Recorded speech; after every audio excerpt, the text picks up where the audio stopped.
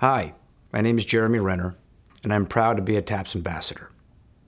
What you're about to see is a window into the world where TAPS provides incredible comfort and support to thousands of surviving families all across the country. Thank you for supporting this mission.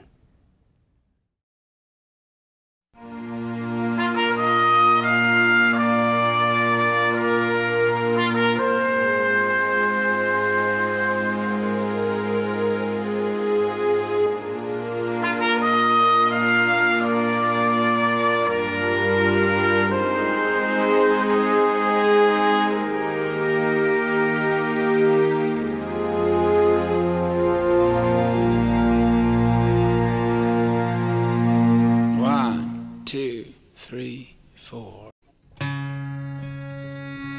This is your husband? That's Michael. Oh my God, he's so gorgeous. Everyone says that. I miss him. He's my best friend. We're soldiers. They're in the way of harm. A girl holds a baby in a blanket in her arms. Here's a picture of our family all together, our last family portrait that we had. Our husbands died, but they lived extraordinary lives.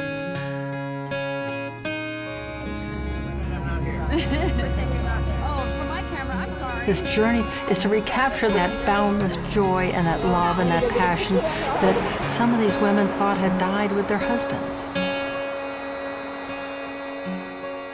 There's a man with a flag, he leaves for work. A woman pulls a thread from the hem of her skirt. Another Saturday comes and goes. It's another south wind that comes and blows. These mushers are proudly carrying the names of fallen service members. Their widows are here with us all weekend, and we're cheering on these mushers to victory. So, can you see the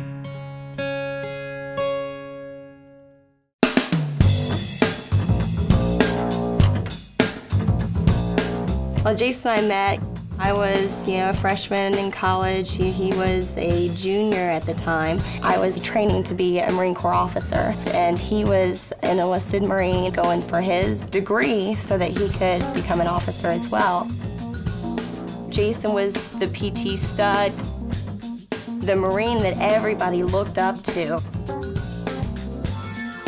He deployed in August of '06. Our daughter, she was 12 months old. I told Jason, just be aware that she might not remember you.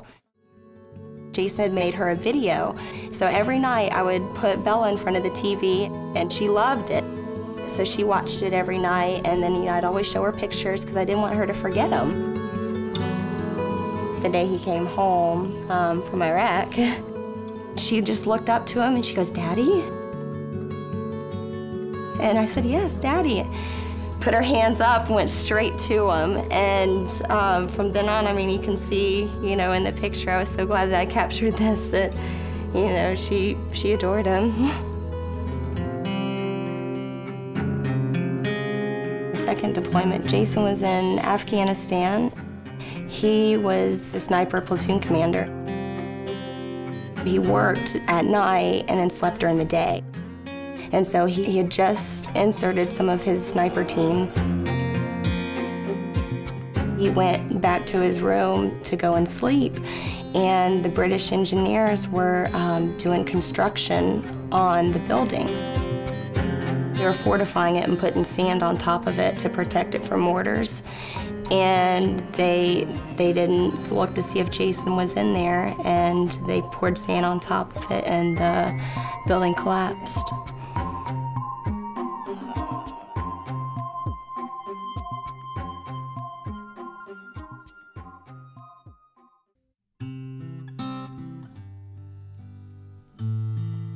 July 21st, 2008 is when we were bonded. Forever. Forever. Forever. Her husband was sitting beside mine in the plane when the plane went down. They were the only two in the cockpit at the time of impact. So through her, I know the man that was sitting beside my husband at his very last moment of life. And through me, she knows who was beside her husband at his last moment. Yep. So it's really important for me to know her husband and what kind of man he was, and know who was sitting there with mine as he died.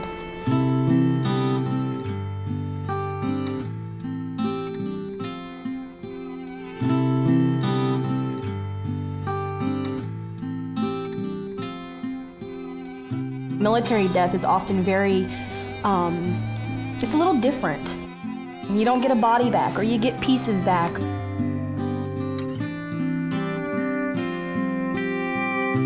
But don't feel sorry for us, because they chose to do that. My husband chose to fly big old huge planes, and he chose to go to Iraq. Yeah, he chose to get his plane shot up. Yeah, they wanted to serve. That's what he wanted to do. Both of our husbands were very patriotic, and they actually lost their lives doing what made them happy. They were serving their country, they're serving their people. And we chose to serve, and we were right there beside them.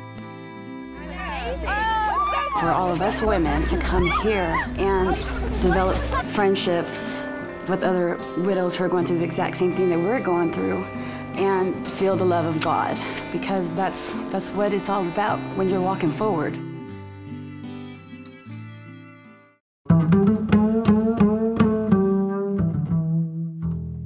Leroy Alexander. He had one of those personalities that just lit up the room. I would look at him and I'm like, dang, why are you so good at what you do? Not in a million years did we ever think he wasn't coming home.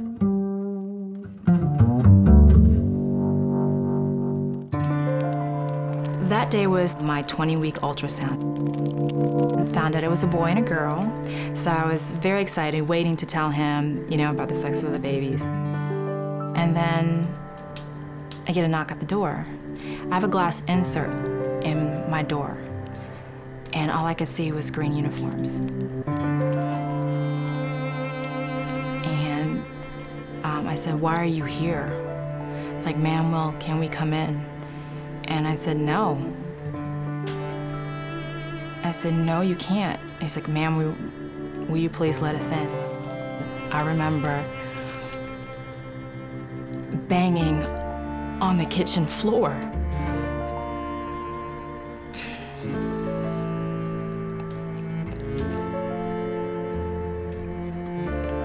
Just in disbelief.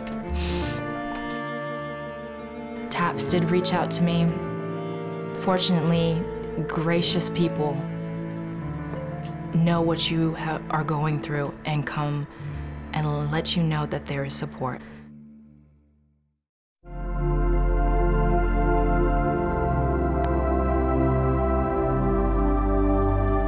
It's not a club that you want to be a part of, but fortunately, you have people who are there to kind of hold your hand. This is the last package I got from him. No, it's not dated. I can tell. I remember. People have an image of a widow burying their husband, and they're holding a flag, and they're dressed in black. And that is a snapshot of one moment in time. That is not who you are for the rest of your life.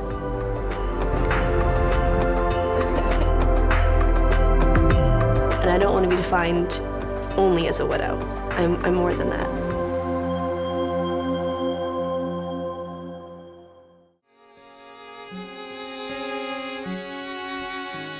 Boys laugh, boys play. We need that laughter. We need that excitement, that adventure. Be happy. Boys laugh, boys play. And this is a great way to honor them, is to be happy, because that's all they ever wanted, right? There are soldiers, they're in the way of harm. Ask us how he lived, not how he died. Yeah. For me, being 10 years out, I'm just like, I'm so glad you guys are having fun.